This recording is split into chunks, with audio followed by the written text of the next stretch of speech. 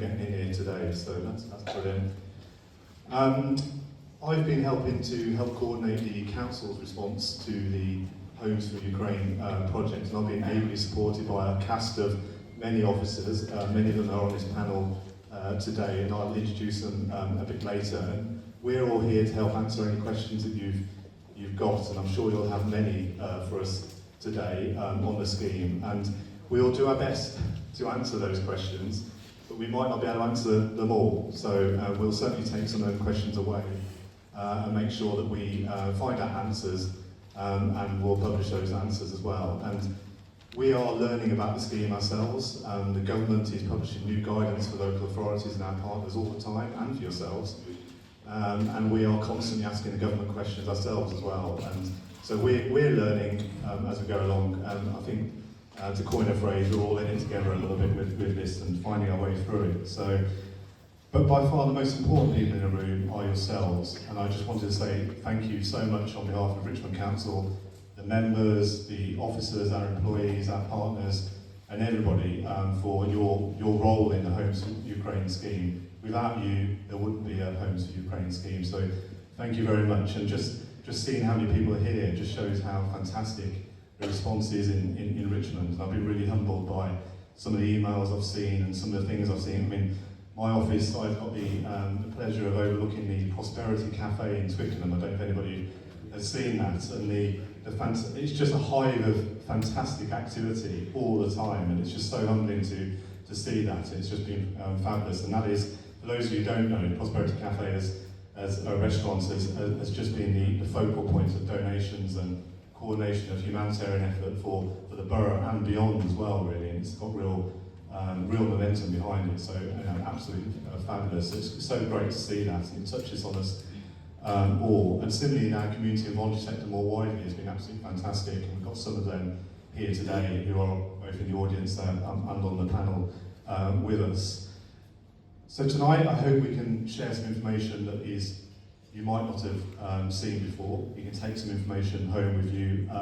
It may actually, you may actually have more questions after it, and that's fine. We've got our Homes for Ukraine email address you can use. I think several of you use that. Just by the amount of emails we get, I think a lot of you are using it, which is fantastic, and I hope that's a useful resource for you. But we also have Citizens Advice as well, who we work closely with, who will be a key point of resource as well, both for your guests and for yourselves as we move forward. So, and we've got Citizens Advice both on the panel here today, and the Chief Executive Lorna is in the audience as well. So that's absolutely fantastic. In time-honoured fashion, I've got some slides I'm going to go through, but this won't be death by PowerPoint, I promise you. There's just a few things, and I'll go through them. Don't worry about the slide deck. We're going to circulate that afterwards. We'll post it on our website, so you don't need to worry about trying to scribble around the links and the information. So it's a deck of information. I'll go through it relatively quickly. The key part of this session, I think, is your questions that you've got for the panel afterwards. And I'll introduce a panel when I get through my slides. So I'll do that. So bear with me as we kick those off. So I've got a quick test of the technology here, so bear with me a second. So there's our program.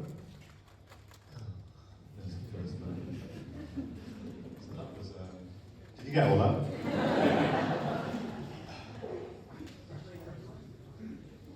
Can I ask you to go for the old-fashioned manual approach? Next slide, please. Thank you. Brilliant. Okay, so the Homes for Ukraine scheme, I don't think needs any introduction. Sorry, you're all pretty familiar with what that is, and it offers a route for those that want to come to the UK to do so, as long as there's someone willing, yourselves, to offer them a home to do so. So that's absolutely fantastic, and everybody's absolutely familiar with that. We know there's a minimum expectation of 6 months, and you've all signed up for that. I think you all signed up for that, hopefully. I see some nods, which is fantastic. And importantly, people arriving at this scheme will be able to live and work for up to 3 years and have full access to benefits, to be able to work, and schooling and employment support, and all the normal things you'd expect anybody who'd have a visa would be able to do in the UK. So I think that's an absolutely critical point. Next slide, please. Sorry. And there's a lot of information out there. I mean, fact you're all here today means you're all still hungry for information. There's an awful lot out there. Hopefully you've seen the government stuff about the guidance for sponsored and frequently asked questions. It's pretty good. I've had a look at it again myself today and it's constantly being updated. But a plug for the council's own website as well. We try and keep this constantly updated. It's obviously got a bit more of a local focus than the information that you've received by the government. So hopefully you've all had a chance to look. Can I just have a show of hands if you've had a look at that website? That's reasonably encouraging.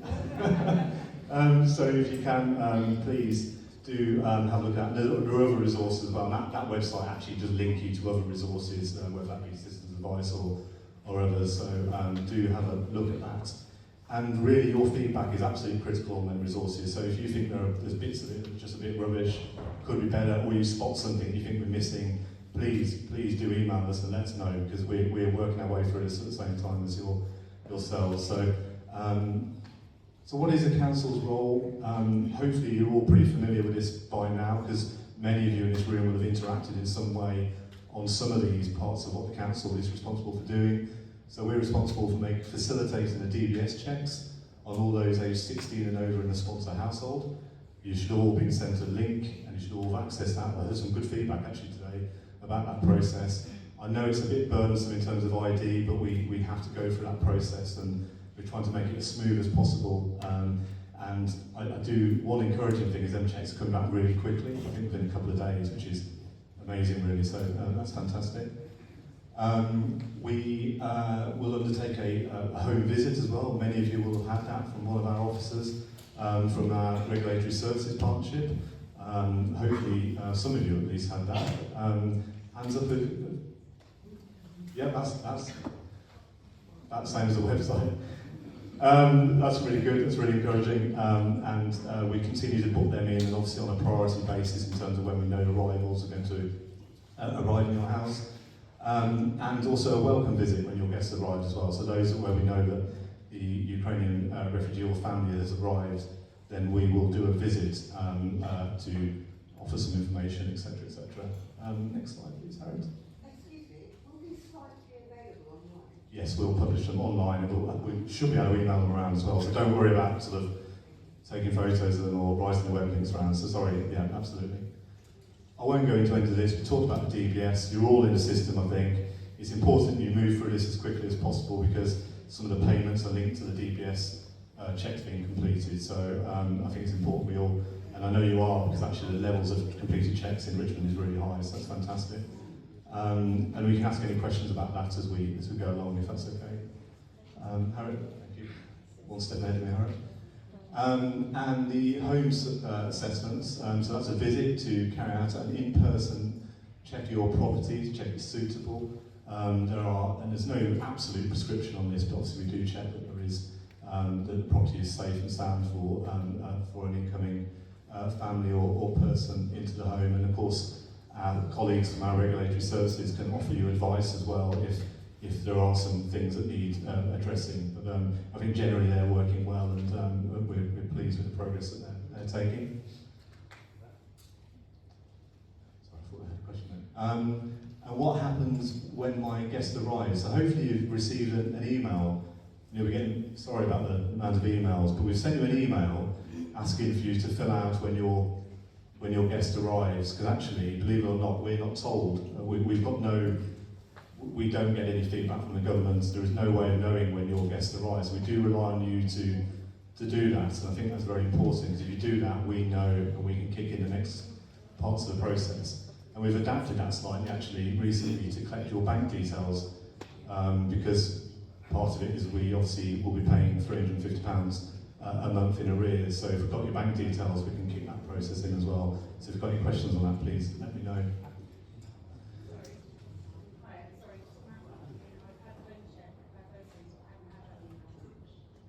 Okay, well, we can check that before we talk to you after.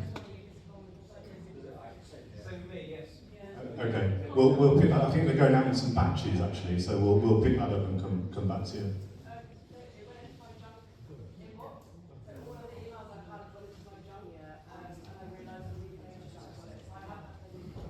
Okay, so if people can check their junk email, but we'll also check and perhaps have a look at those on the invite list today and those that have been sent to, so we can do that. Okay, I'll take a couple of questions, then I'll move on and we'll take sort of broader questions at the end, if that's okay. So I think you were first on the end, sorry.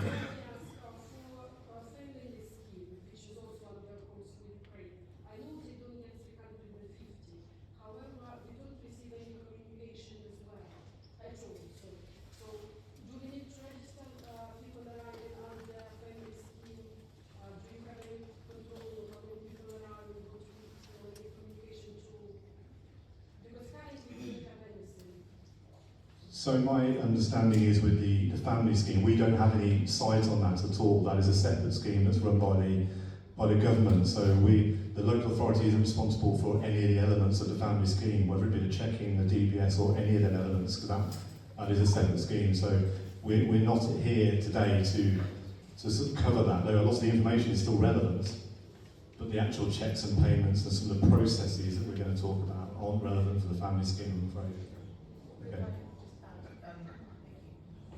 However, the welcome checks are available to anybody that is arriving on the family scheme. So if you were to contact the council at the Homes for Ukraine email address to let us know that somebody has arrived through that, then we will still organise for the welcome check to happen.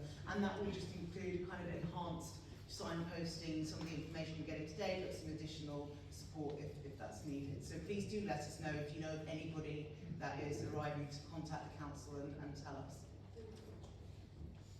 I'll just take this one last question then. As you say, the form's been adapted to take the bank details. I completed the form before that change. I've got the welcome visit tomorrow night. So are you going to retrospectively contact? Because no one's got my bank details. No, we'll contact you to get your bank details in that case. We're aware of some that we're learning as we go along, and suddenly we realise actually we should get bank account details. So there's a few we haven't done that, so we will go back and do that.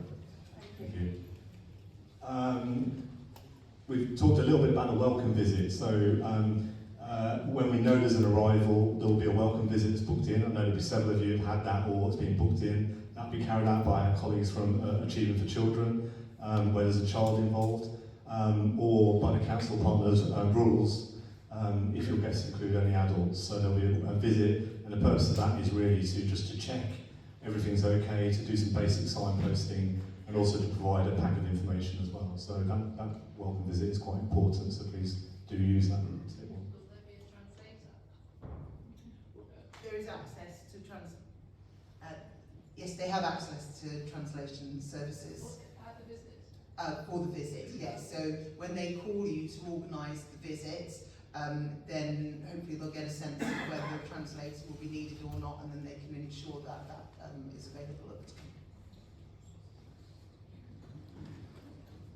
Can I pause? We've only got a couple more slides, so can I do it and we can just sort of open up to questions? Is that okay? Because I can bring in the rest and introduce the panel properly and bring people in. I think that feels probably the better way to do it.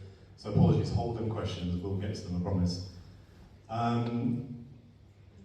So the welcome visit, we'll talk about healthcare, schools, financial assistance, etc., etc. So we talked about a bit of that. So next slide, please. And then there's the money.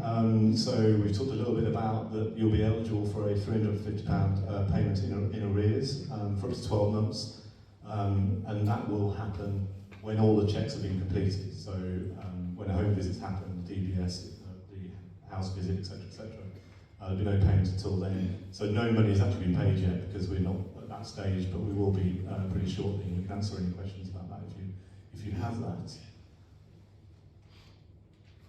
Again, a plug for the Homes for Ukraine email address. I mean, we are also realistic that in some cases, some of these arrangements may not last the course, and I think it's just helpful for us if you can just notify us if there are some difficulties or some issues there, just so we're aware of that and we can make the necessary arrangements. So just a sort of a plea for that, really. Healthcare, so just so you're aware that it's important that we try and get the arrivals registered with a GP. They should register with a local GP. I think that's very important. They have full access to NHS healthcare.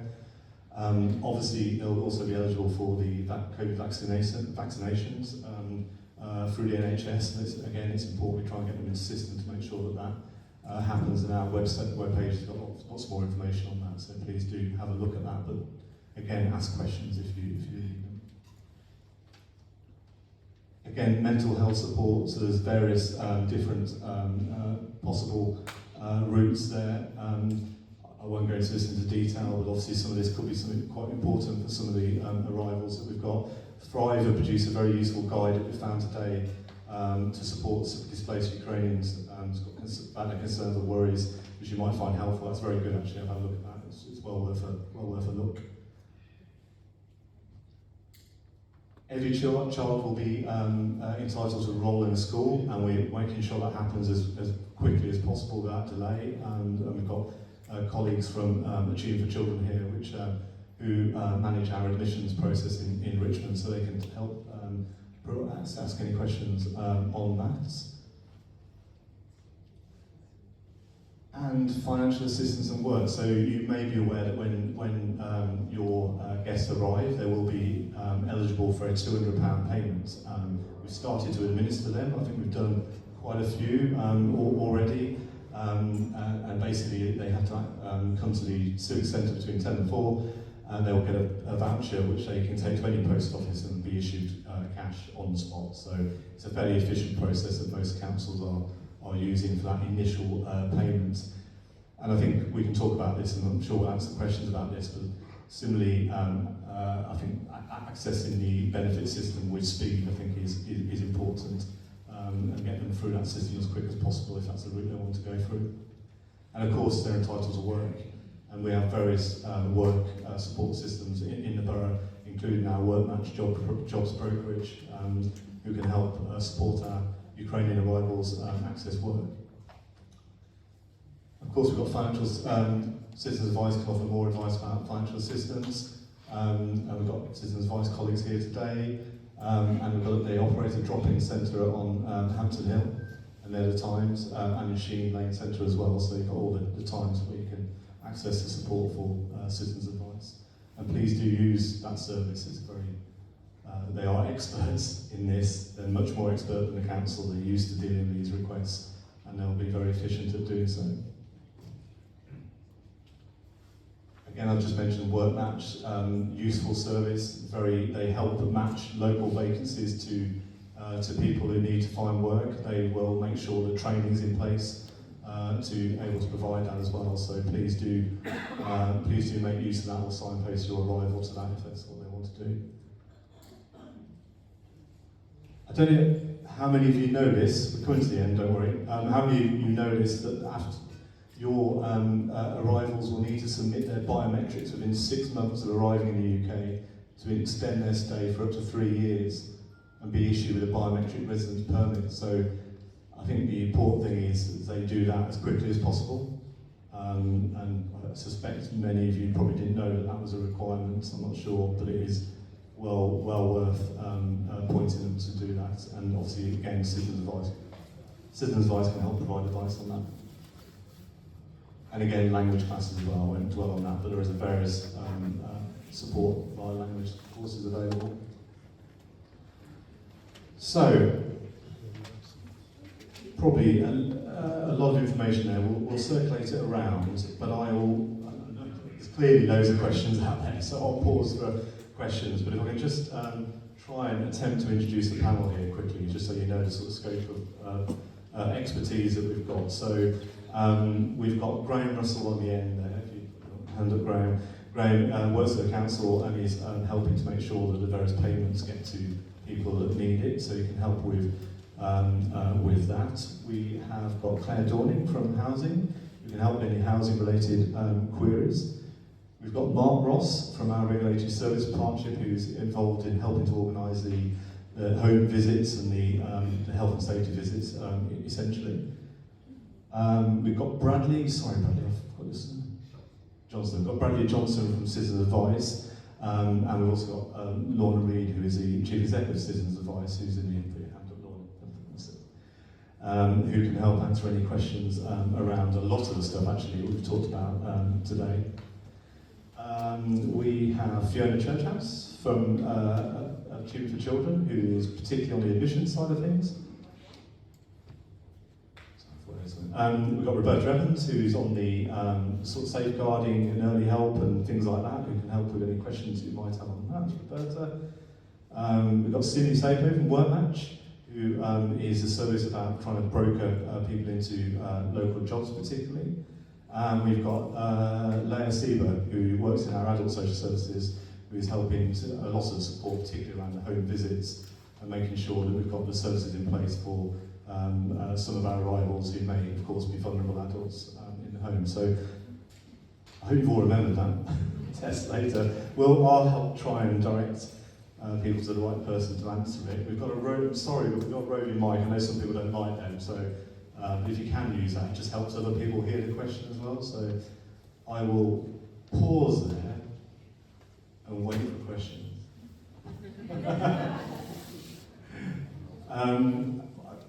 Harriet, I think you're going to have to. I think start with the lady closest to you. I think it's probably sensible. Hi there, good evening. I'm from Refugees Welcoming Richmond, and I've had a couple of queries put to me that I'd appreciate any input from on. Firstly, one of the Ukrainian guests to arrive has managed to get in without having a visa stamp. Does that matter? Do they need a visa to be stamped on entry to the UK? And if so, how do they go about getting it? Is that one for you? Bradley, I think that's the cracker of the first question. Can I leave that one for you? Apologies.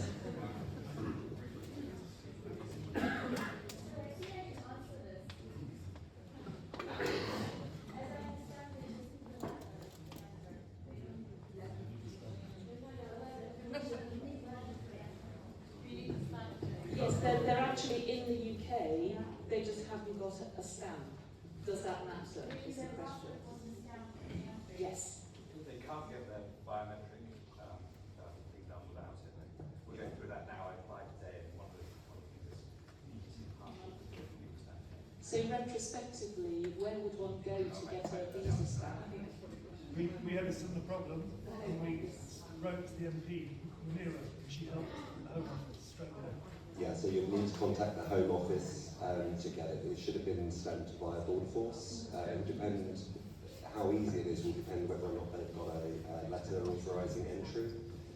If not, it's going to be more of a problem and you're going to have to contact the Home Office. Okay, thank you. Secondly, one of the guests to arrive is a student, or has been a student at here university, and is wondering how to access university provision. Is that something anybody has attempted so far? It's not, to be honest. I think we'd have to take that away because it's very specific. Probably if that particular case can actually contact us, we can try and find out the answers to that. So there might be people here that can answer that, but We have a key of university student camp who is going to, the university is offering online provision. So I don't think not being able to attend in person would necessarily prevent the student from being able to continue with their studies, because our university student is continuing with her studies online. She's taking exams in May, she's got another 2 years to go. And I think the university, speaking as a university lecturer myself as well, I would imagine because of coronavirus there will be all sorts of online provision. So it's quite likely, as long as they continue paying their fees, that they will find they will be able to continue with their studies. That would be my guess. Yes, I have somebody who's studying online at Kiev University. So I think it's... okay, that's helpful. I think if we can. Strawberry Hill, they offer a couple of small spaces for university students. Yes. So if you contact the university direct, you may find that you get very specific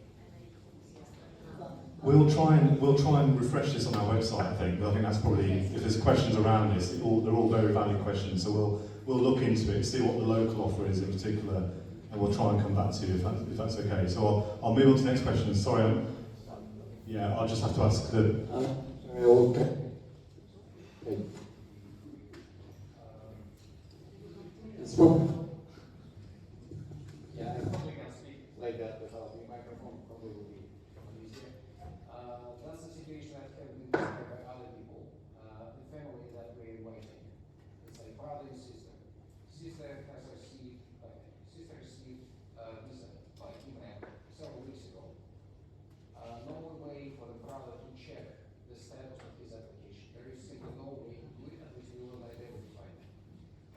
help us to do something with that, because we know information number, we submitted all the documents, the system has a system user, there is no response for the driver. The easiest way to try and get that result is to actually speak to the MP. If you go through to the helpline with the Home Office, it's unlikely you'll get a clear answer to speak to the MP. That's correct. There is no answer. If you actually can find the Home Office, the answer is we don't know. That's a great thing to do. The problem is that, for example, and I know about this area, the email maybe it may be sent by to the home cares. The system is now designed in a way that if that happens, it's like a black hole. There is no way for the person, or maybe he needs to try again and supply the needs immediately. If you write to your MP, you have to put your address so they know Okay. you're in their jurisdiction, and you need to put the passport number and the date of birth of the person, and they will try and get an answer for you. They have a hotline, they have a special hotline. Being realistic at the moment, there is a black hole. Yeah, So the nearest replied several times over the week. We actually, 6 weeks ago, given up on the application. We've applied a new one. The website has actually changed slightly. You can see the application, the application. And the responses now are much more informed from the Sheffield Office. There's definitely an issue with 18th, 19th and 20th applications. Home Office will have to look into it eventually, but are really, So I'll have to make a call. I did mine on the 20th. I was in a black hole. You might buy I went back in, and I think I jigged the system a bit. And the day after I went in to the black hole and rejigged the system, all went through. Not consistent, though, Yeah. that's what I'm saying. Sorry, I'm going to have to move on because as a council we don't have any visibility on this at all. So this is something So I think we've had some advice here. I think it's important we carry on with that. So I'll go for the next question. We need to get over here as well at some point as well. So we'll work our way through. So sorry. Thank you. Good evening. We're hosting a 47-year-old woman who has very little English.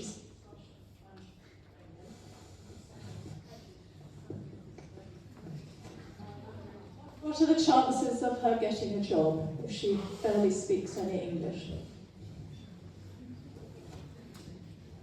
Thank you for the question. Could I just ask you to repeat the first part because the microphone went off, so I just want to make sure that I get the question correctly.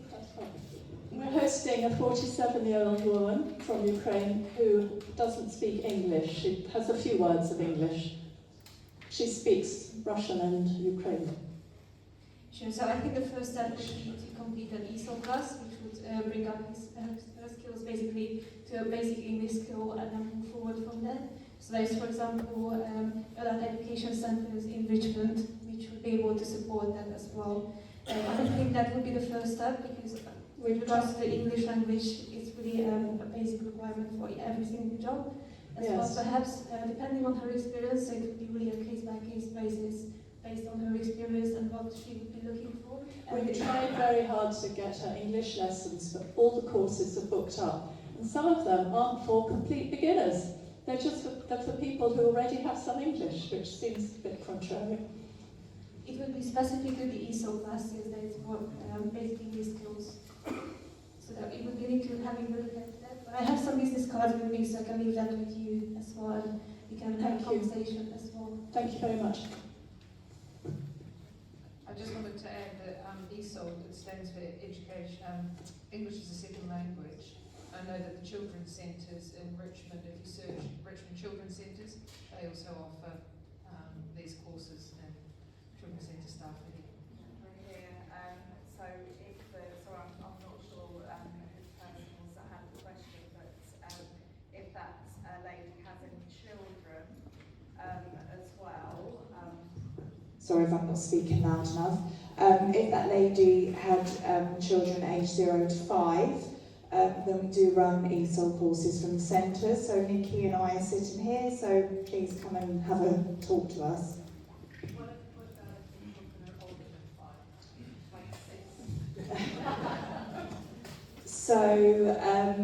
So Richmond Adults College would be the provider that we would be signposting people to.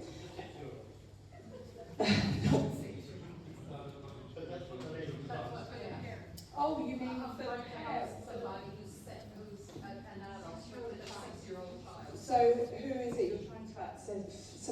I will need both. The 6-year-old doesn't speak any English. So the 6-year-old would go to school. Yeah. So that would be. Yeah, the response. Yeah. And also just say that Richmond Adult College do also have a creche available on site, so that's something to bear in mind. Sorry, could you repeat that about children going to school? Are you saying that there will be provision provided for young children at school with English classes? So I personally, I don't work with primary school age children, so I wouldn't want to give advice on that, but it would be. So is there someone on the panel that can answer that question? Hello. Hello. Yes, my understanding is that any child that goes into a school will have support with their English as part of their everyday learning. So I'm not sure there's anything specific, but they would be supported with that.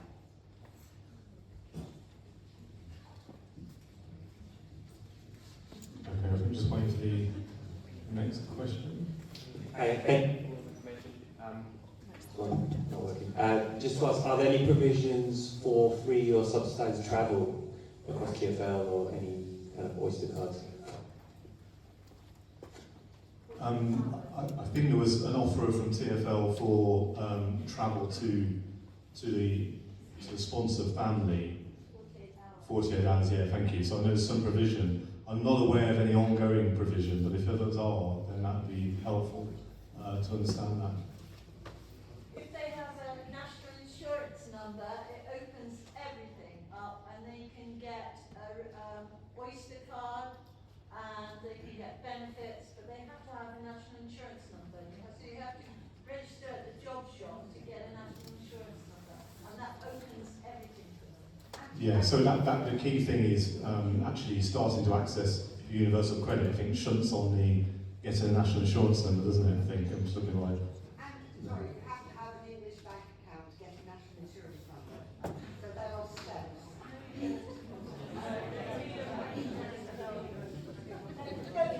NatWest and Halifax are taking Ukrainian refugee applications for bank accounts in this country without the requirement of a longevity of address. With national insurance numbers, that won't affect anything towards travel unless you're getting a subsidised travel for receiving a disability benefit or for a long-term job seeker. But they wouldn't be eligible for that at the first point anyway. To claim benefits, it would depend on the type of benefit. Claiming universal credit, if the persons that you're sponsoring are unable to work or aren't working when they first come and aren't able to support themselves, claiming universal credit will trigger that application for a national insurance number. Usually it ends up you have to go through on the phone. And if you speak to, so Citizens Advice National do have a help to claim service, and they're specially trained in universal credit. So I'd say speak to them. They will help you through the process of claiming that benefit. It will trigger the universal credit. They can receive universal credit whilst they're waiting for that national insurance number to be provided. But there are papers that need to be submitted to universal credit, because I'm helping this application. It is a P60 British passport, or basically all the papers are not available for Ukrainian refugees. No, so there is a different list of acceptable documentation for everybody. If you're unable to provide the main sets that you want, if you are having issues with submitting, if they're doing an online claim and you are having issues submitting those ID documents, at the bottom, when you're on that page about verifying your ID, there is in very small print saying, I cannot do this online. Click on that and you get an appointment at the job centre. They will then speak to them on the phone and talk through what it is that you need.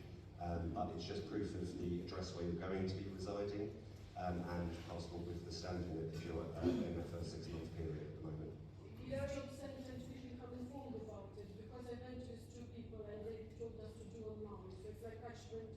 Yeah, so you've got to get the process. If you're making an online claim with the claimant, then you've got to click on that I cannot do this online link first, and that will then trigger you. You have to then call the DWP, and it's only then you can get an appointment. You can't get it directly from the job centre.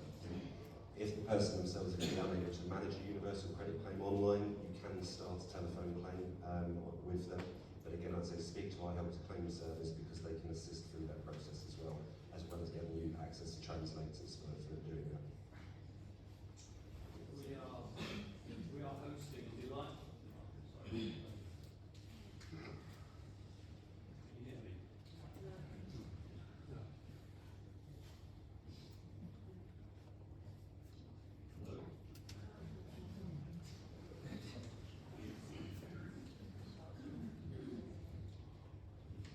Hello. We are hosting a delightful Ukrainian family, 4 people, but we're not sponsors. They arrived in this country, they went to the sponsor's address, but unfortunately the council hadn't proofed the accommodation, suitability of the accommodation. It wasn't in Richmond, it was in Reading. Anyway, it doesn't matter. So we are the de facto sponsors, but we don't have any kind of official status. And it's only a temporary thing. So my question is, what can the council do to help us rectify that situation as soon as possible by providing more suitable accommodation and a longer term arrangement? So I think we're aware of this one, aren't we? Because I think we've had it raised, and all I can say, we are. It throws up some unusual circumstances that we're actually sort of asking the government for some clarity on. Particularly, the government has said it will allow some functionality for sponsors to effectively swap in the process, which makes some degree of sense in terms of making sure there is, if one placement breaks down, to be able to come up with a local arrangement. That functionality isn't there at the moment, so it leaves us in a pretty tricky situation. So we've raised inquiries with the government. So without going to that specific case, I think it's just a case of watching this space a little bit, and we'll, maybe we'll try and see what support we can offer in a sort of interregnum. So it doesn't feel very satisfactory, I admit, but that's the sort of situation we're in at the moment. So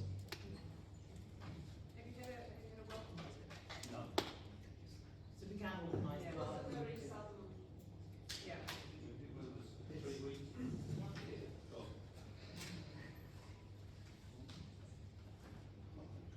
Yes, basically it's lovely people are helping us. It was the case when the people arrived on Saturday morning, and I took them to the host house. We spent there an hour and we had to leave. So I had to take them back here in Paddington. They stayed with me for a week, and then we've been very lucky to find these people. So they are currently staying there. I spoke to the council people, the Reading Council. They were planning to visit, so they arrived on Saturday. Their plan to visit was on Wednesday. So I asked them whether they can go still have a look, just to be sure that it's not the people are being fussy or anything like this. But they said there is no point to go if you are not staying there. So this is where we are. How's the arrangement? If you were to email the Homes for Ukraine address with the details, obviously, as you said, it's a family, so we need to know if there's anybody aged 17 or younger as part of that group. So when you email us, just let us know they've arrived, the family mix, whether it's just adults or children, and then we will organise the welcome check. Thank you. Next question. What direction are you giving to schools on expanding class sizes to enable children to go to the same school as host children?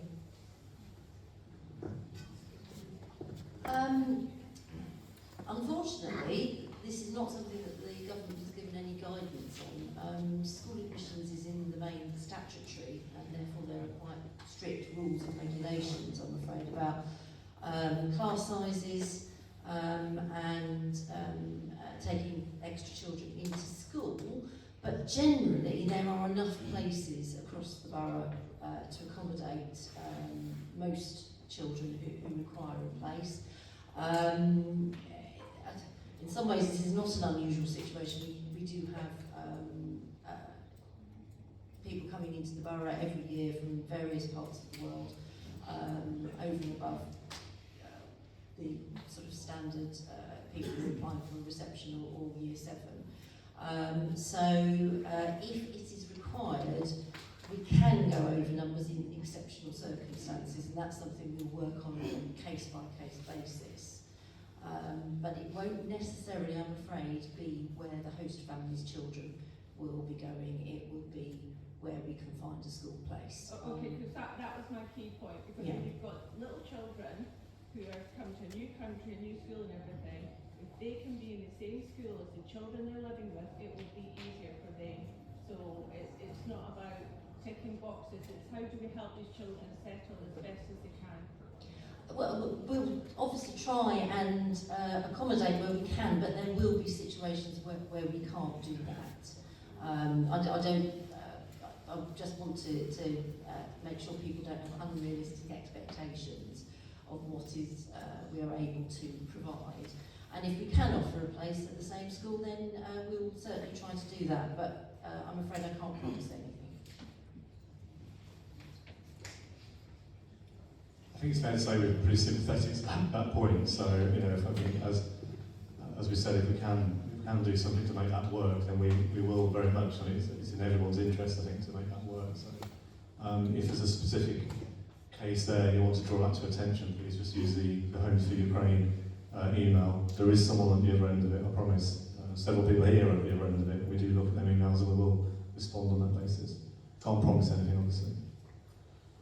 Hello, I have a very quick question. I wanted to ask you if Ukrainians can travel abroad and come back with this invitation letter and the stamp, or Technically, yes. So as long as they've got their letter authorising entry and a stamp in their passport, you can leave in that 6 months and come back. They must take that letter with them, and they have to go back through the process of having their passport re-stamped. Although it can cause issues at the border, although technically it is allowed, border security can be funny about it, and it can end up that it's a long interview process and waiting in, and etc. So we would advise getting the biometric residence permit first. So as soon as somebody's in, if they've applied for the visa, they're already in the ERP system, so it's just finishing that off and then collecting it. I'd say to be safe, try and get that first before travelling. But technically and legally, yes, you can leave in that first 6 months. and how much time would it take to make this ID, approximately? It's the Home Office, no idea. Like week, months, 3 months? No idea. In honesty, you're probably looking at each 12 weeks for most things that are coming up like BRP, but it would depend, as long as they're already in the system, it hopefully be quicker.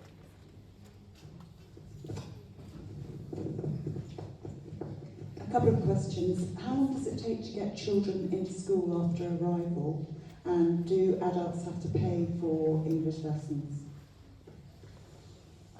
With regards to school admissions, we have 15 days from the time we receive the application and all the information we need to 15 school days to offer a child a school place. So you would be looking at around 3 weeks, but we tend to be much quicker than that. But that's the statutory limit.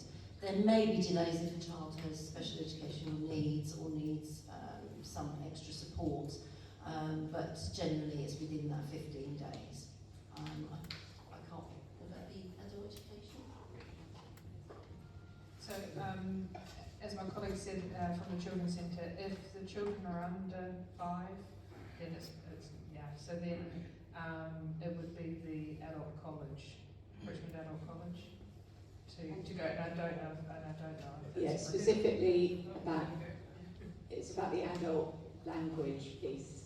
Whether or not There are free adult, our understanding is that the courses are free. There's a couple of public sector organisations also offering free classes. So all of that information will be in the platform and on the website. It's just I went through the link that you showed. So I have a guest now who works in advertising. She won't be paid after the end of May because obviously things are not working out so well. So she has a good level of English, but not arguably a business level. And there is a course that you can do, I think it's EFL course, to get a business certification, which she would need to then be able to get a job here, which she should be able to do. But when I went through on that link, it's really expensive. It's £450, I think, the course. So I don't know whether there is provision, or you can only get that if you're on the universal credit. So we do know there are some courses, but I couldn't tell you whether there's a distinction between the EFL and the ESOLs. But what we will do is we'll look into that and clarify what exactly is free or can be free. Thank you.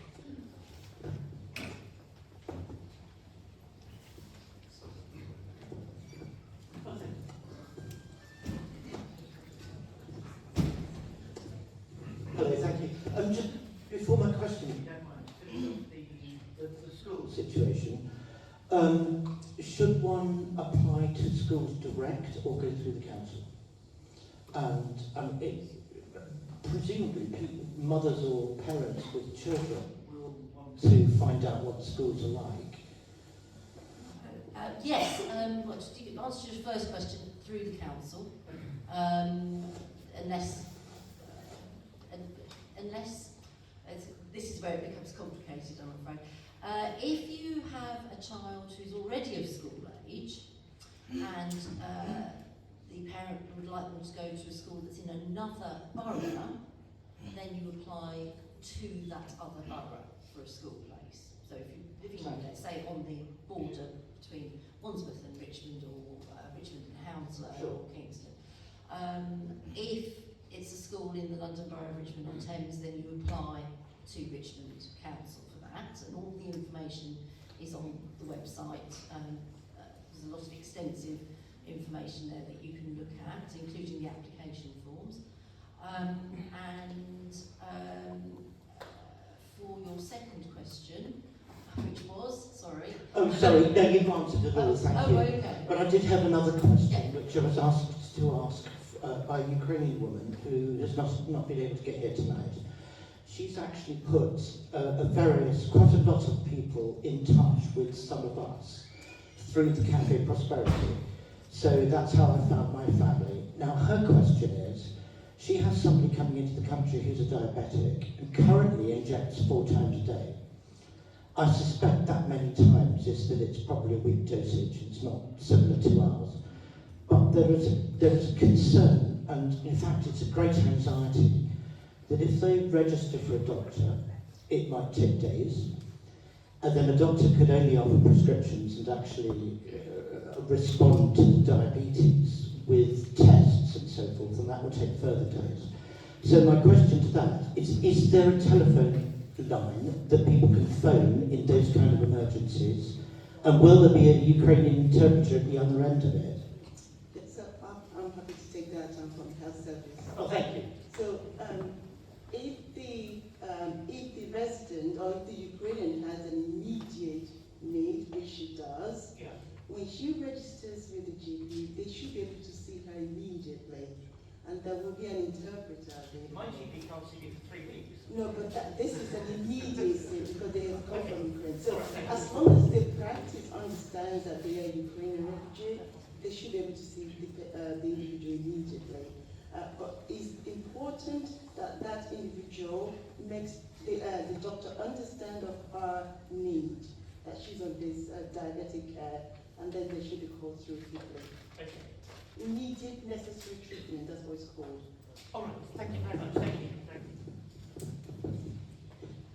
Now for the inevitable question on parking. Sorry, it's a bit of an anticlimax from that last question. So I have a family who's coming, and they have actually driven from Ukraine to Romania, and they will be driving. What can they do about parking permit? Sorry. It's those prosaic things of life.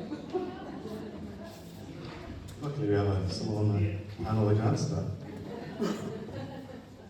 Try. We have a number of similar cases, and the council is looking at the best way to deal with those at the moment. So if you can just hold fast, and we'll try and have a solution available. But and the complexity is that all our parking systems require you to pay for something. We don't necessarily want you to pay for it. And if you don't pay for it, we can't issue a permit. So it's kind of catch-22 with our system.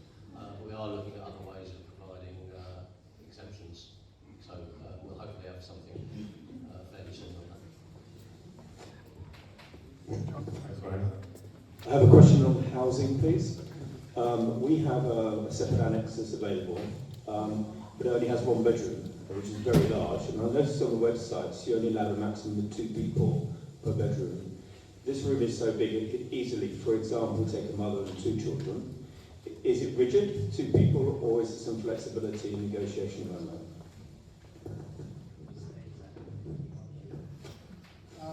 Yeah, when we assess these properties for suitability, it isn't absolutely rigid. We try to take it on a case-by-case basis. So we would have to look at the specific amenities available to the family or the individuals coming to stay and take it on a case-by-case basis. I wouldn't be able to give you an absolute answer, but we, in most of the circumstances, we say it's absolutely rigid. If it's a mother with 2 children, it would depend on the ages of the children and the square meterage and the amenities on top of that. If there's other rooms, we would count as habitable space.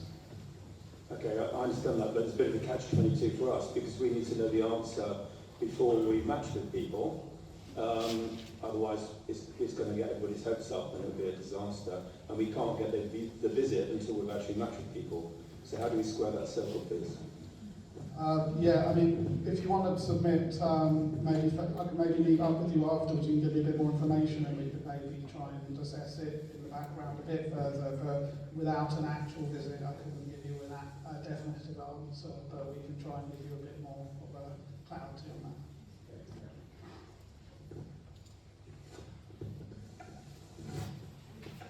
Hi, I have a rising 5-year-old.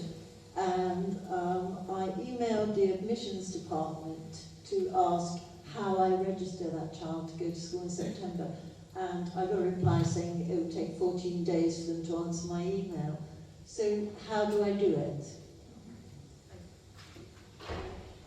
Well, apologies for that. Unfortunately, we've just gone through the allocation processes for secondary and primary. So it's very busy and difficult to get back to people immediately. However, what you need to do is visit our website. So if you go onto the London Borough of Richmond website and you type in school admissions in the inbox, you will want to look at primary school admissions. And there's lots of information on there, but there's a blue Apply Online button. If you click into that, that will take you to the online application form, which is a London-wide application form, and that is where yourself and the parent can make an application for a primary school place. That will make its way through to us, and then that will go into the process for the primary school allocations that are remaining for September coming this year. Thank you.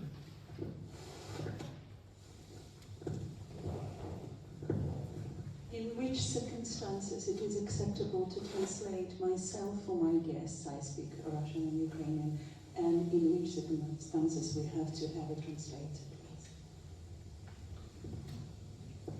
Sorry, I honestly didn't catch the start of that question, so...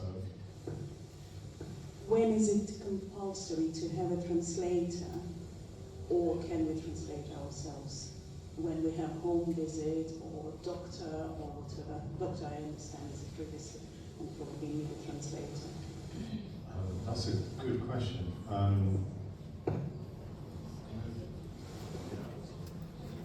With respect to the welcome visit, I'm not aware of there being any rigid guidance around that. So as long as the guests are comfortable with you providing that translation for them, then I would suggest that from a welcome visit perspective that it shouldn't be an issue as long as they are happy with that.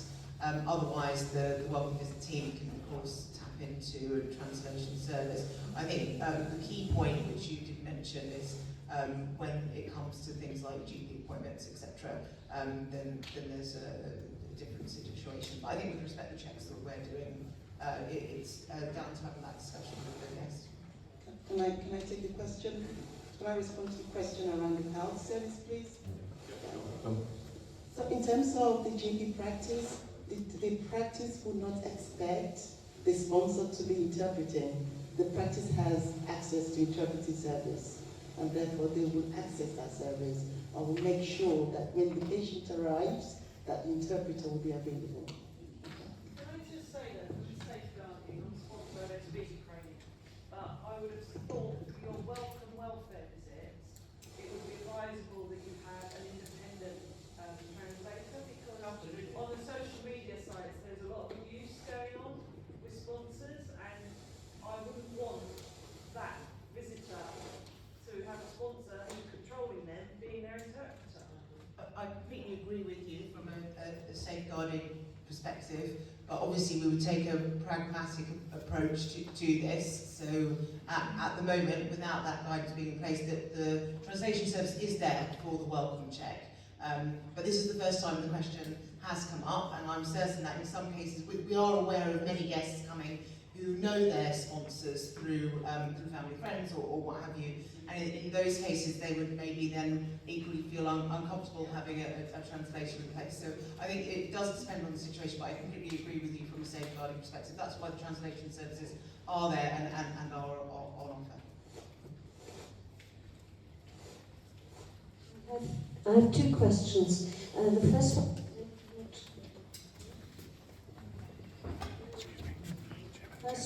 in connection with setting up a bank account. I know from having had work experience students from within the European community that it's often taking up to 8-10 weeks for them to get a bank account.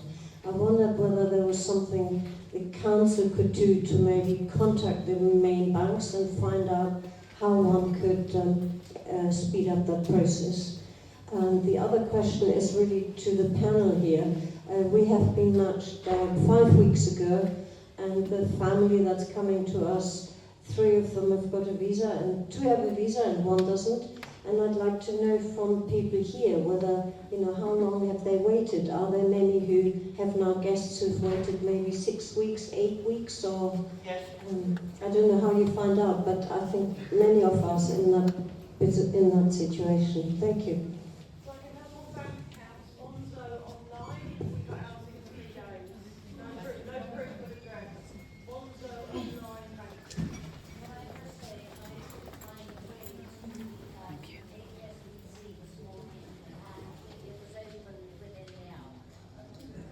So just on the bank accounts, that most high street banks and with Monzo and also Revolut have set up slightly easier schemes and done training with their staff for Ukraine nationals.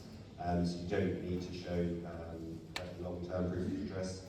Having something from the sponsor to show that they're going to be residing with that address, and again, passport with a stamp in it will be sufficient for identification. RBS, Santander, HSBC, NatWest, but yeah, so quite a lot of the banks. One thing I will say is when you are approaching, if you're applying online or going in, the thing to ask for is a basic bank account, because it's more restricted, and that's the reason that they're able to process it a lot quicker, because the checks around it aren't so rigorous about having a credit file and things like that. So you need to be clear that you want a basic bank account when you are applying for it. There was a second question there about length of the visa. Not much we can probably say on that really. We're hearing sort of evidence of it being fairly variable, isn't it? So not any, so we don't have any sight on that, I'm afraid, or can help in any way. So can I ask my question? So the first question I have about English language support for secondary school children. I understand that they will have some support at the school where they will go, but if that is insufficient, could they also attend the Richmond Adult Community College?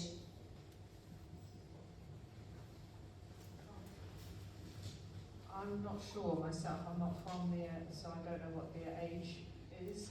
13. 13 would probably not meet adult criteria. I would have thought that would be 16 at least. I'm going to look to my colleague from the youth service, Ben's here, and whether there's any scope for us to look at workshops or fun activities for young people to just increase their English. Give a little nod.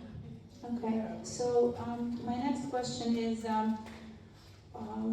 it possible to apply for school admission already before the family arrived? They're arriving next week? Yes, we can take applications from abroad, from people who are abroad, that's no problem.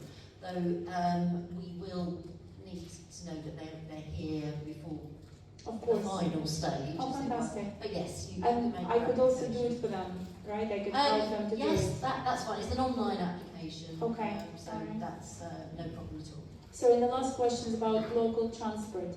So when they get here, if they need to travel to school or to the English language course for parents, would they have some kind of cards from the council so they can get on buses in the neighbourhood easily?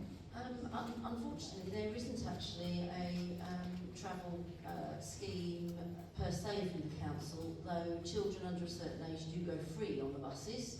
And I think there is a discounted rate for older children who are at school. But the Transport for London would be able to advise about that.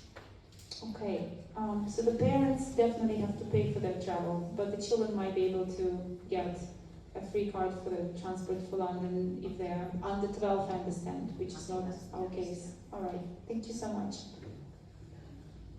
We'll try and increase the information on our website about travel. That's come up a few times, and I don't think we've fully covered the sort of options there. So we'll aim to increase that. I'd just like a little bit more clarity on when the home visit stroke assessment takes place. Our situation is we have a family, husband, wife and 2 young children who their application was made in excess of 5 weeks ago. And we're still in that situation, they don't know the outcome. So will the home visit take place before they come here? I mean, one would presume that that would be the sensible approach to avoid what's happened with the family that arrived and the house wasn't suitable. Yeah, so we are prioritising the home visits based on the information we've got from the government portal in terms of expected arrival dates and visa issues and things like that. So we have the ability to do that. It's probably important to say that none of the checks that the council does has any effect on the visa application process. So actually we could end up scenarios where a family or an individual's arrived into a sponsor household and none of the checks have taken place. We try to avoid that happening, but that is a realistic prospect and that can happen because the two are not related. Which seems surprising. So we've done our DBS checks weeks ago, and it's sort of implied afterwards that we would have someone come round and visit us relatively quite soon, but we've not had anyone.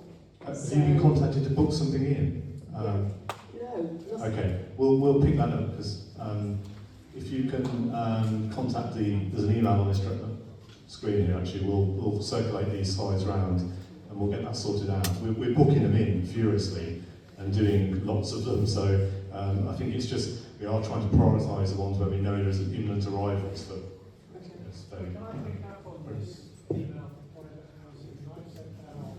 There's no acknowledgement that they've received the email, just sits in limbo. I mean, normally you should get an acknowledgement that it's come. I mean, I emailed them and said, can we arrange a visit? They're nothing. Excuse me for interrupting, I'm so sorry. I had a check for suitability across 10 days ago, but I have no idea whether my house is suitable or not. The check's been done, but nobody's informed me as to whether it is or not. Okay, with the answer to the first question, we're trying to process these things. If you've contacted private housing and not received a response, if you need me afterwards, I'll take the details and we'll look into it and get back to you as soon as possible. And with your question, the same thing really. We'll find out what's going on, but if you come and speak to me afterwards, we'll try and find out what's going on. We do have a long list of. We only have a small team of people, and we're trying to get through them. I personally personally, I have about 6 or 7 on my list that's been allocated to me that I haven't been able to make appointments for yet. But normally most people are trying to email everybody where we can and say we're aware you've applied, we're trying to arrange something, we'll be in touch soon. So you may well hear from someone soon, but if you're struggling to get through, come and meet me afterwards and I'll try and take some details. Could I just say that apart from all of that, 2 things. First of all, from my experience, I think you're all doing a very hard job very well.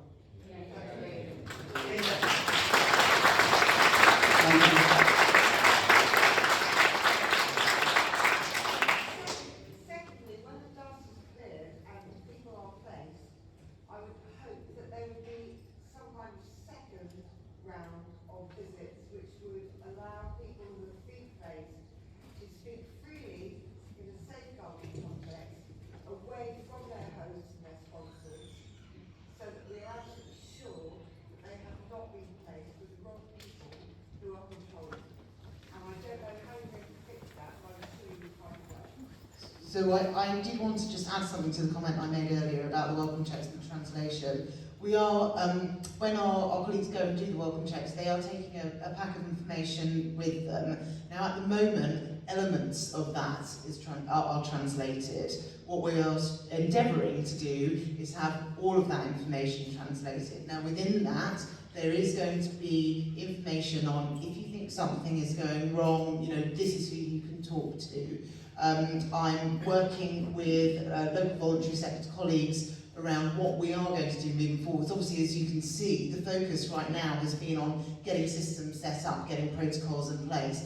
We are completely aware of the fact that there may be red flags, people who, maybe there are sponsors who have a fine DBS check, but there may still be red flags, there may be situations in which the guests and the sponsors just fall out, just because you have people staying with you don't know, etc. So those conversations are happening. It's just that right now the focus has, as required, had to be on the how do we get this all set up. But we are definitely working together as a wider sector to get to a point where there will be continued support in place during the next 6 months or a year or longer that people are around. So please be assured that those conversations are happening. It's just that we don't quite have the answers for you just yet because we're still having the conversations. We're trying to get things set up.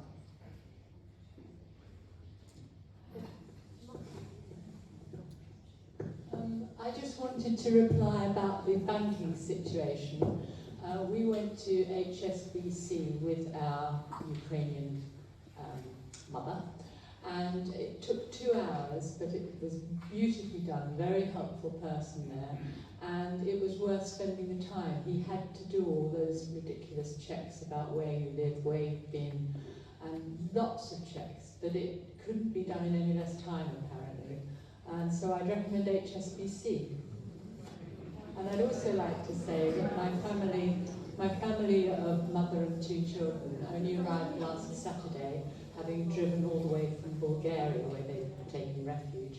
And both children are at school, and it's absolutely wonderful. They're settling in, they've had the most wonderful reception from the school. They've been given a buddy each, one's 15 and one's 9. And it's been a wonderful experience so far. That's brilliant to hear. And other banks are available then? I just wonder, back to the home checks, what makes a home or room unsuitable? I mean, There's a multitude of issues that could be. We assess properties under what's called the Housing Health and Safety Rating System, and there's 29 different categories of hazard.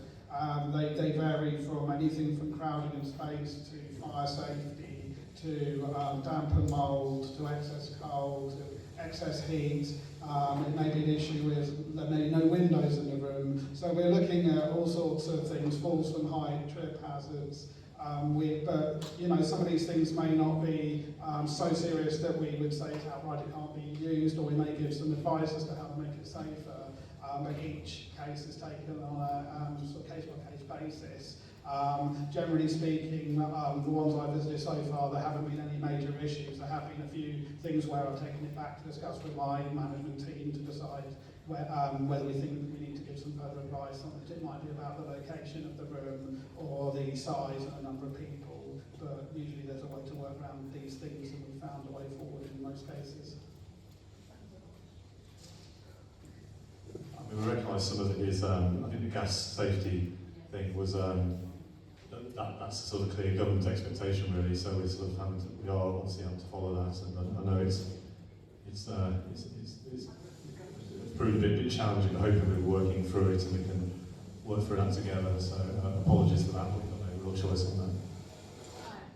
Quick question about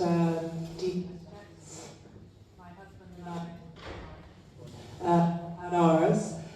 There are 3 kids in my house that need to have theirs done. We filled out the online form, but they can't have their stuff verified because they're at school during the time the council's office are open. I think on that one, if you just email us in or come to me. Okay, I sent an email, but... Okay, well, if you give me your name, we'll try and give some advice on that. It sounds like we need to move for that. All right. So, yeah.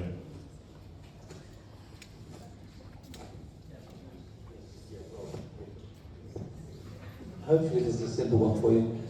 What's the process with the welcoming visit? What's the process for organising the date for that? For a family or an adult? After the Ukrainians arrived, yeah. And then you guys are going to come and do a welcome visit. Is it for children related? Or no, an adult. Sorry. How do you arrange the time for the date for that? Well, actually, I would suggest in either instance, as much as there's different teams kind of working on the families or adults, you fill in the form online, let us know they've arrived. We will then, or our teams delivering this, will contact you to say, you know, what time works for you, let's organise something. So you need to let us know that the guests have arrived to trigger that, and then you will be contacted. Now in Richmond, we're working with an organisation called Pools, who are delivering the welcome checks for adults for us. And then if it's a family with under 17 and under, then it's the Achieving for Children team that will be in touch. But it's that, you have to, as John said earlier, you have to let us know they've arrived to trigger that, and then you will be contacted, usually by telephone. Thank you. I'm just conscious of time as well, so we probably want a bit of time at the end that we can, any of you got any questions for us sort of individually, you can come and raise them. So we'll start to sort of take the last sort of round of questions, if that's okay, and then leave a little bit of time at the end. Sorry. Just very quickly, sharing my experience with getting visas for those struggling to get the visa at first place. We wrote to our MP, who is Munira Wilson, and we got our visas issued within 24 hours. She's got the ability to write to the Home Office and escalate whatever your cases are. So that was the only way we managed to get to the Home Office, and she was fantastic. So just encourage you to do the same. Thank you. Thank you. Hi, I've been asked, by someone not here, to ask a question about universal credit. In the application, it asks about assets that you have, and I understand there's a threshold. I think if you were British applying for universal credit, that there's a level that you might not be eligible then for it, but people are coming from a war zone, so they may have some kind of asset in Ukraine that might exceed that threshold, but perhaps they're not able to realise that money because it's a war zone. So the question is, if they have those assets, is that then going to make them ineligible for universal credit if they declare it? Luckily, I double-checked this morning to see if there was any update. So if anybody has over 16,000 in an asset, which can include properties here or abroad, technically that makes you ineligible for universal credit. There are exemptions under different categories, and apparently people have been successful in shoehorning places through under an exemption about selling a property, because you can't sell the property because it's a war zone, and so it's being disregarded for minimum 26 weeks and up to 52, and it can then be extended stemming from that. I also speak to the Help to Claim team because they're getting updated information directly from the DWP and partnerships from that. But there's no official, they're called decision makers guides, that Secretary of State give down to the people who process the applications. There's no official rule on it at the moment that's come down from the DOJ. So it's the exemption only for property then? If they've got savings? So savings, again, it'll be whether or not they can access them, so they can be disregarded. If they've got access to those savings and they can transfer it, then it will be classed as an asset they have access to. Thank you. So we'll take, I don't know who's next, we'll take this gentleman here, this lady here, and that lady. I think we'll speak one more over there, and then we'll draw it to a close. And any questions on the panel? Sorry, Bob. Thank you. Whilst we've been having this meeting, I've received quietly a text to say that my friend's visas have just been approved.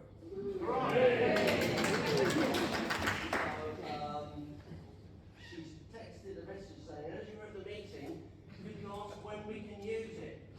Now we've got it, can we like get on a plane and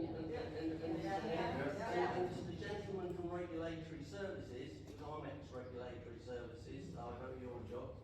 I haven't had my visit yet from your colleague called Ben. I've had a message saying Ben will be in touch, but that was some time ago. Ben's probably very busy. And as I say, I've known these people 28 years, and they've been to my home many times. I'm not envisaging any problem. Ben's on annual leave. They can come, can they?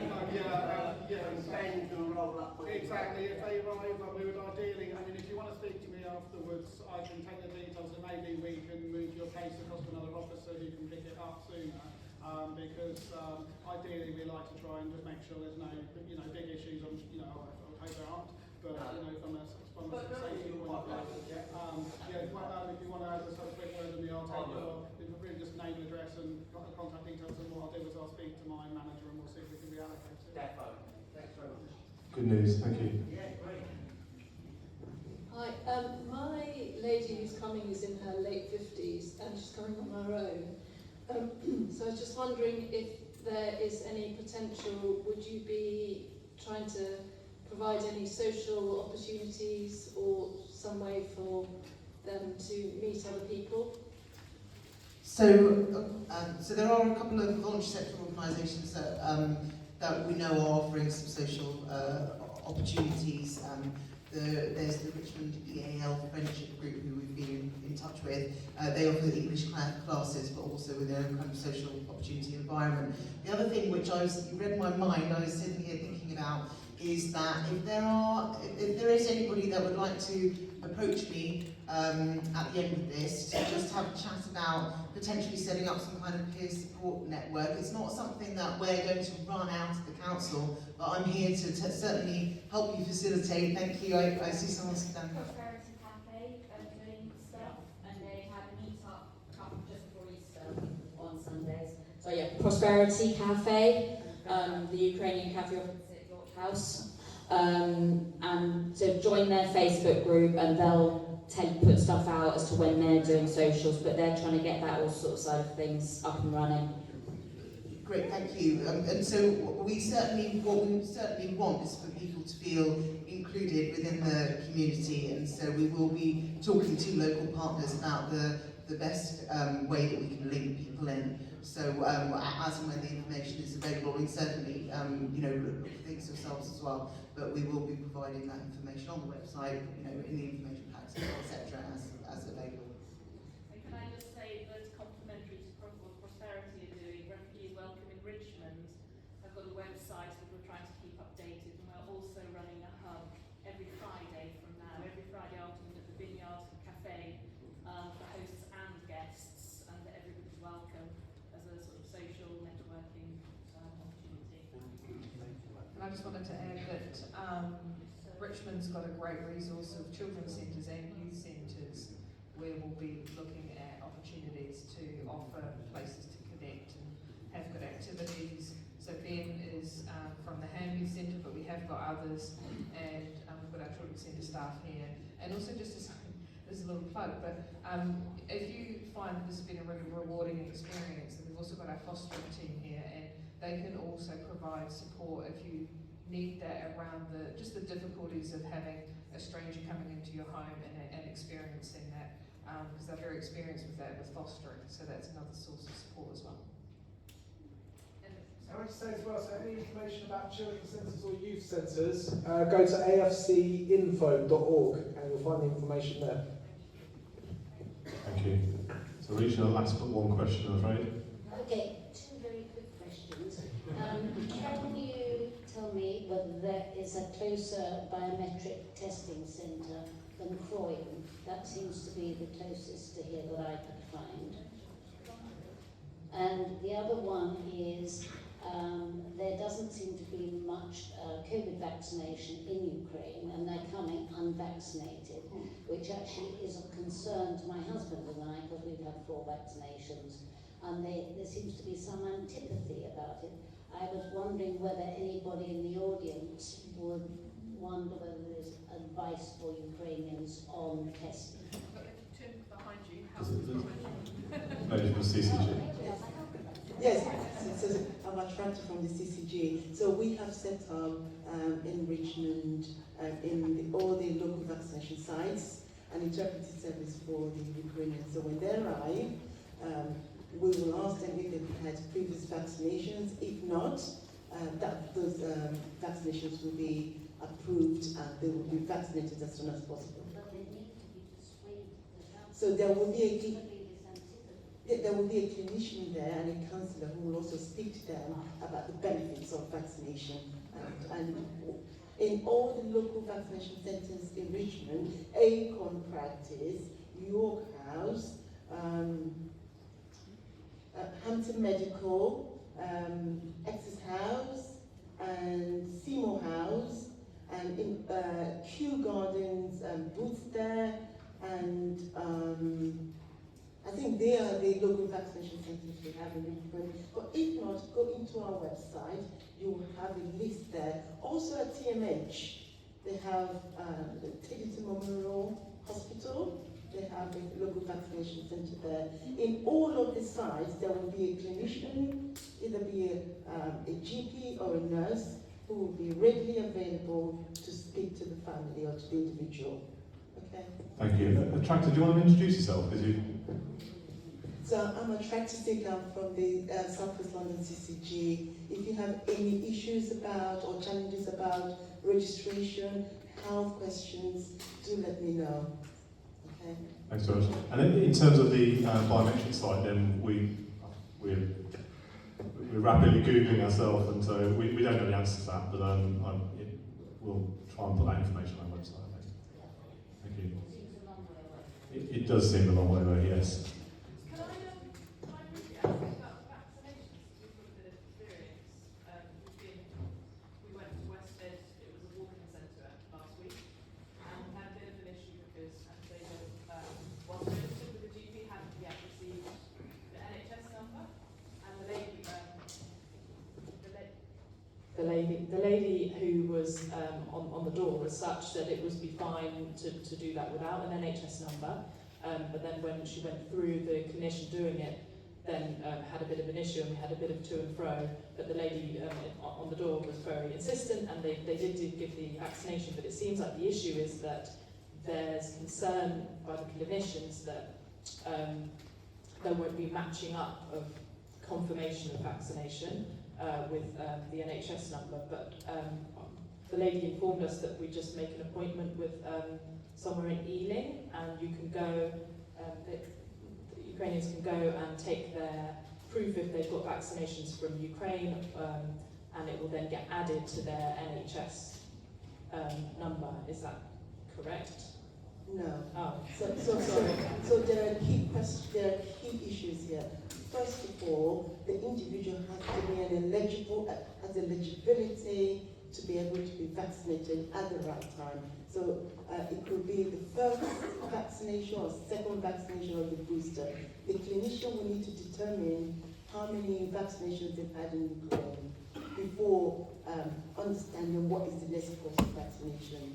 So there is absolutely no need for you to have an NHS number you can you can just walk into any vaccination center. As long as you're eligible, you will be vaccinated. So they should not worry about any evidence of being in the country or address or etc. etc. They can be vaccinated as long as they're eligible. Yeah, so that is how we ended up. But she was concerned that, I think the concern was that it wouldn't get attached to an NHS number, and that was her reticence for doing it. But I think just some advice just to be firm if that is the pushback you get, because as you say, everyone can have. Yeah, that's helpful clarification. No, that's absolutely fine. And I think we're going to move to the last question now then, so thank you very much. Hello, probably it's the next question, next stage, but as we know, some of the arrangements already falling apart, presumably more will fall apart, and if the war continue for more than 6 months or a year, is Richmond Housing Partnership on board? Or any plans to, because they are the largest accommodation provider in Richmond, are you planning to, to get them on board? Okay, so in the circumstances, if an arrangement does fall apart, then really the household needs to be encouraged to come and see us, make contact with us in the housing service. There isn't any direct provision, so Richmond Housing Partnership, for those of you that don't understand what that is, that's the housing association, so it's the primary owner of social housing in the Richmond Borough. So, but all access to social housing is via the local authority. There isn't a separate access route to social housing. So it's really important that anybody with housing difficulties, and if there's a relationship and arrangement that's struggling, that they come to us so that we can talk to them and sort of look at housing options. But it won't necessarily be directly with Richmond Housing Partnership. It will be within the context of the services and housing advice and options that we offer under our homelessness provisions. So, but we do have a comprehensive housing advice service that we can offer. Thank you very much. I'm going to draw it to a close there. So I hope you found that useful. I think there was we've answered some questions. You yourselves have answered other people's questions, which has been very helpful. Thank you very much to the panel, and it'd be good to get a sense of whether repeat exercises like this would be useful to you. So we'll ask you at some point. So I'm seeing some nods and shakes of head. That's good. I'm sorry about the delayed start, but I think we got there in the end. Very best of luck with your arrangements. I hope they all work really well. And thank you very much for all that you've done for the borough. So thank you. Goodbye.